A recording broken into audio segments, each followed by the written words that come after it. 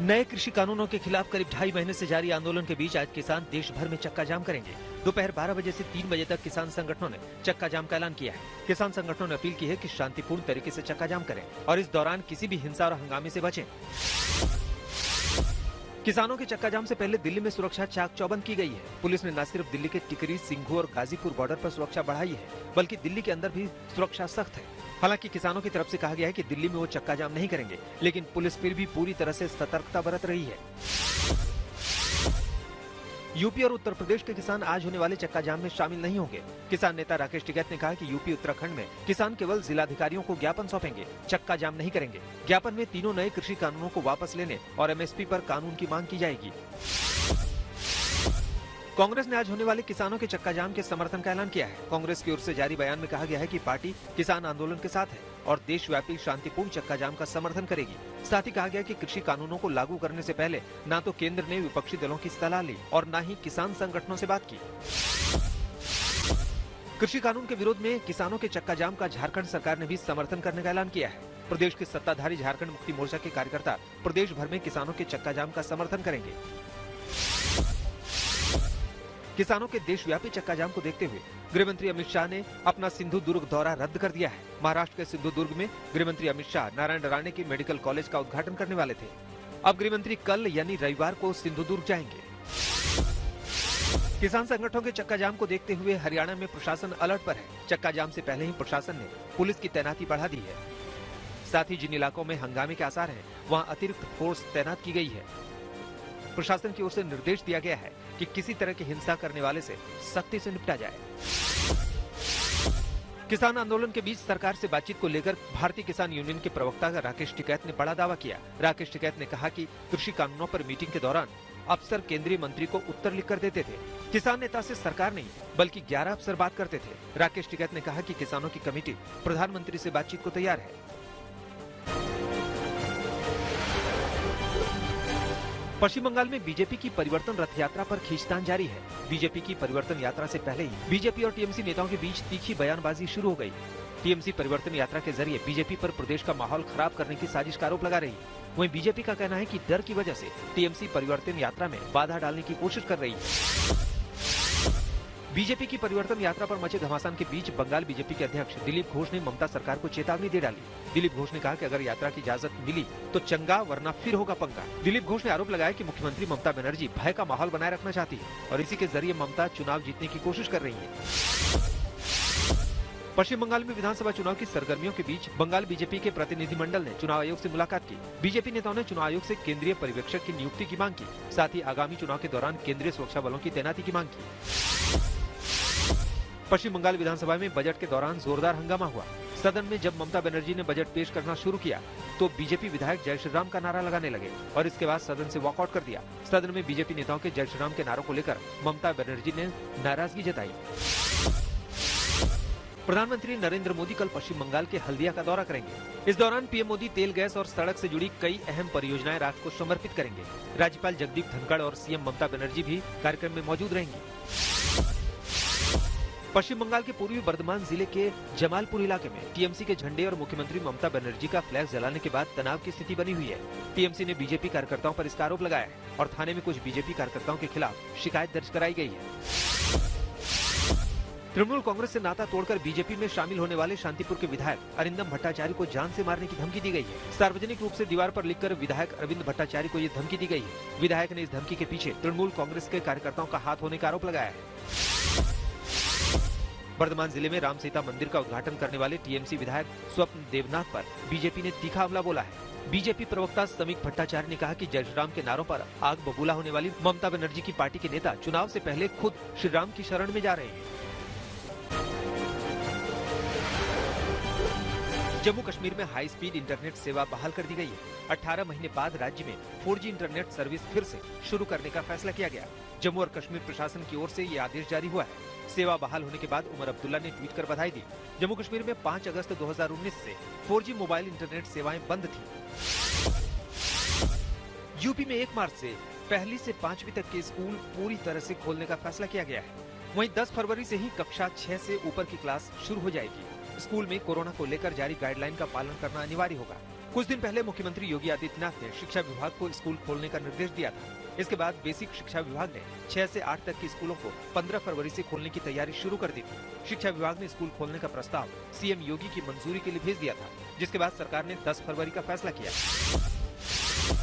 दिल्ली की अरविंद केजरीवाल सरकार ने आवासीय, वाणिज्यिक और औद्योगिक संपत्तियों के सर्किल रेट को 20% तक कम करने का निर्णय लिया है। सर्किल रेट में 20% तक की कमी से स्टाम्प ड्यूटी और रजिस्ट्रेशन शुल्क में 1% के करीब असर पड़ेगा। विभाग को उसी के अनुसार कवायद करने का निर्देश दिया गया है। दिल्ली कैबिनेट में फैसले के बाद सीएम अरविंद केजरीवाल ने कहा कि हम कोविड काल के दौर में हुए आर्थिक नुकसान से अब धीरे धीरे उबर रहे हैं। महाराष्ट्र के home minister Anil Deshmukh corona से संक्रमित हो गए हैं। उन्होंने सोशल मीडिया पर यह जानकारी दी। देशमुख का स्वास्थ्य ठीक है और उन्होंने संपर्क में आए लोगों को जांच कराने की सलाह दी है। यूपीएससी को लेकर सुप्रीम कोर्ट ने बड़ा फैसला सुनाया है। यूपीएससी की परीक्षा में लास्ट अटेम्प्ट करने वाले कैंडिडेट्स को इस साल एक और मौका मिलेगा। इससे उन कैंडिडेट्स को फायदा होगा जो पिछली बार की परीक्षा में लास्ट अटेम्प्ट कर चुके हैं। हालांकि कोर्ट की ओर से शर्त भी रखी गई है, जिसमें उम्र की सीमा में आने वाले छात्र इस सुविधा का फायदा ले पाएंगे।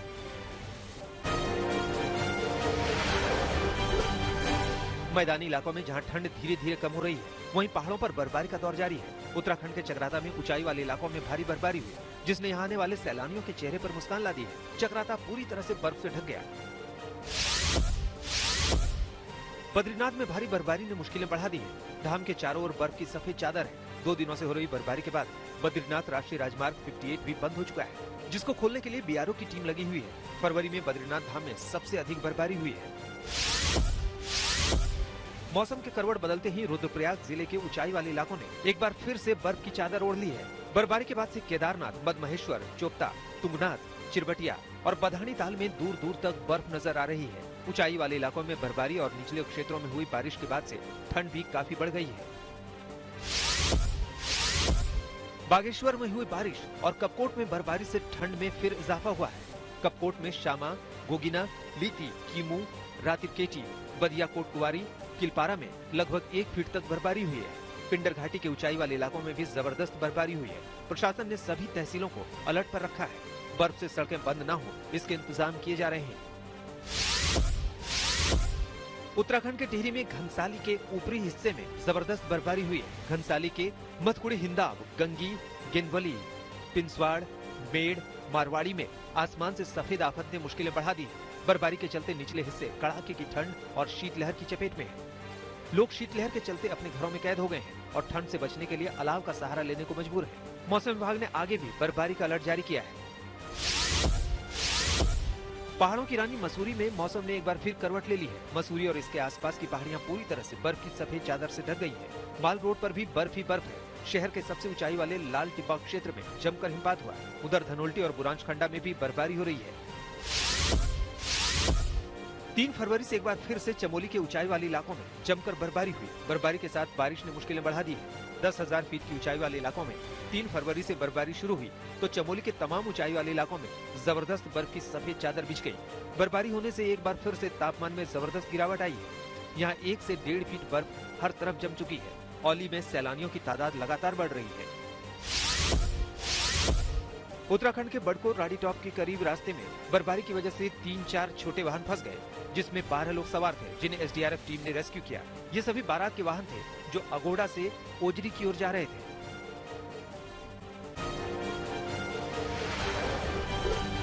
उत्तराखंड के हल्द्वानी में ज्वेलर से 50 लाख रुपए की रंगदारी मांगने वाले 5 आरोपियों को पुलिस ने गिरफ्तार किया है। गिरफ्तार आरोपियों में 2 महिलाएं भी शामिल हैं। रंगदारी मांगने का मास्टरमाइंड खुद सितारगंज की जेल में बंद है और वहीं से उसने रंगदारी के लिए फोन किया था। इस खुलासे के बाद जेल की सुरक्षा व्यवस्था पर भी सवाल खड़े हो रहे हैं। मध्य प्रदेश के विदिशा में गंजबा सौदा में 85 साल की बुजुर्ग महिला की बेरहमी से हत्या कर दी गई।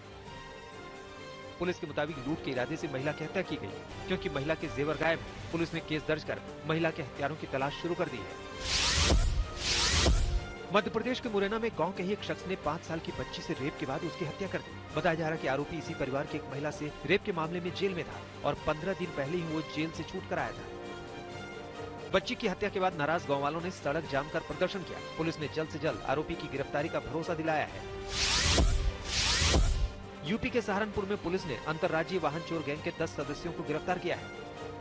चोरों के पास से 7 ट्रक, फर्जी आरसी, चेचिस नंबर बदलने के उपकरण बरामद हुए हैं। पुलिस के मुताबिक आरोपियों से पूछताछ के बाद गैंग के कई और सदस्यों की गिरफ्तारी की उम्मीद है।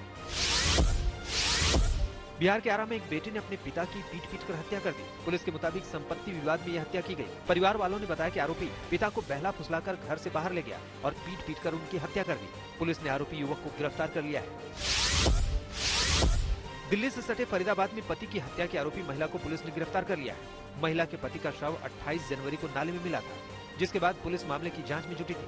पुलिस के मुताबिक हत्या अवैध संबंधों के चलते की गई। मामले में महिला के प्रेमी, उसके दोस्त और मुंहबोले चाचा को भी पुलिस ने गिरफ्तार किया है। बिहार के दरभंगा में पुलिस वाले की पिटाई करने वाले 4 आरोपियों को पुलिस ने गिरफ्तार कर लिया है। बताया जा रहा है कि पुलिस गश्ती जीप से एक साइकिल सवार को टक्कर लगने के बाद गांव वालों ने पुलिस अधिकारी की पिटाई कर दी थी। इसका वीडियो सोशल मीडिया पर भी वायरल हो रहा था। फुटेज के आधार पर पुलिस ने 4 आरोपियों को गिरफ्तार कर जेल भेज दिया है।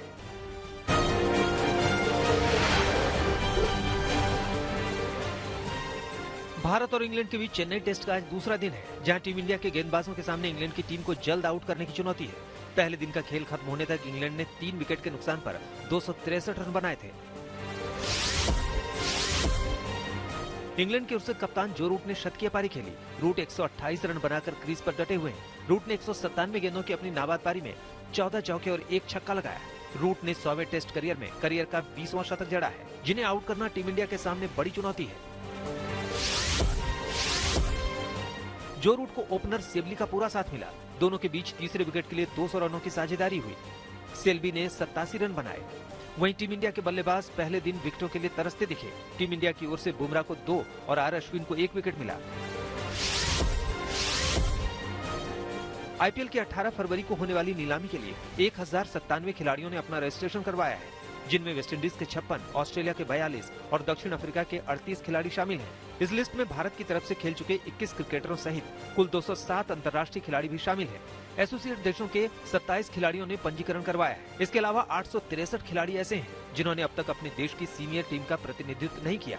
इनमें 743 भारतीय और 68 विदेशी खिलाड़ी शामिल हैं।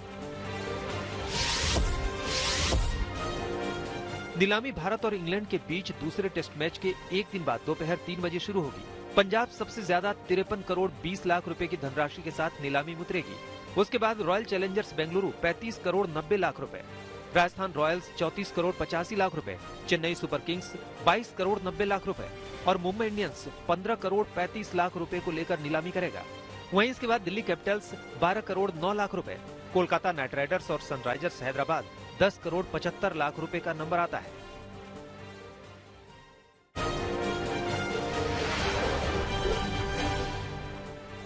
पूर्व अमेरिकी राष्ट्रपति डोनाल्ड ट्रंप पर महाभियोग का चाबुक चला है। हाउस इम्पीचमेंट मैनेजर ने पूछा कि किसकी शह पर हुई थी कैपिटल में हिंसा। दरअसल ट्रंप के वकील ने हाल ही में हिंसा के लिए पब्लिक रिलेशन स्टंट शब्द का इस्तेमाल किया था। शनिवार को सीनेट में महाभियोग पर सुनवाई होनी है। जो बाइडेन के अमेरिकी सेना को वापस न बुलाने के फैसले का जर्मनी ने स्वागत किया है। बाइडेन ने विदेश मंत्रालय में कहा कि रक्षा मंत्री लॉयड ऑस्टिन की दुनिया भर में अमेरिकी सैनिकों की तैनाती की समीक्षा के बाद फैसला लेंगे। नावेल्नी की रिहाई को लेकर रूस पर यूरोपीय संघ का दबाव बढ़ गया है। ईयू की विदेश नीति के प्रमुख जोसेफ बोरेल ने मॉस्को में रूस के विदेश मंत्री से मुलाकात की। रूस की अदालत बोरेल को जेल में नावेल्नी से मिलने की अनुमति देने पर विचार कर रही है। पैरोल नियमों की अनदेखी करने पर नावेल्नी को 3 साल की सजा सुनाई गई है। जापान की मशहूर बियर ब्रांड किरिन ने म्यांमार में सैन्य तख्तापलट के बाद अपना करार खत्म किया है। खासतौर पर म्यांमार के सैनिक जापानी बियर किरिन का इस्तेमाल करते थे। ब्रिटेन में अपने टीवी चैनल का लाइसेंस रद्द होने पर चीन ने नाराजगी जताई है। ब्रिटेन में चीन के सरकारी टीवी चैनल CGTN का प्रसारण एडिटोरियल कंट्रोल की कमी का हवाला देकर बंद किया गया है। अमेरिका की पहली महिला उपराष्ट्रपति कमला हैरिस का कैपिटल कॉम्प्लेक्स में खास सम्मान हुआ। लिंकन मेमोरियल के ठीक सामने हैरिस की कांच की खास तस्वीर लगाई गई है। शनिवार को हैरिस अमेरिका की प्रभावी महिलाओं के लिए होने वाले सेमिनार में हिस्सा लेंगी। नमस्कार, मैं हूं अंशु शर्मा और हमें उम्मीद है कि आपको ये वीडियो जरूर पसंद आया होगा। ऐसे ही बाकी वीडियो देखने के लिए देखते रहिए द इंडियन समाचार और वीडियोस पसंद आने पर हमारे चैनल द इंडियन समाचार को लाइक, शेयर और सब्सक्राइब करना ना भूलें।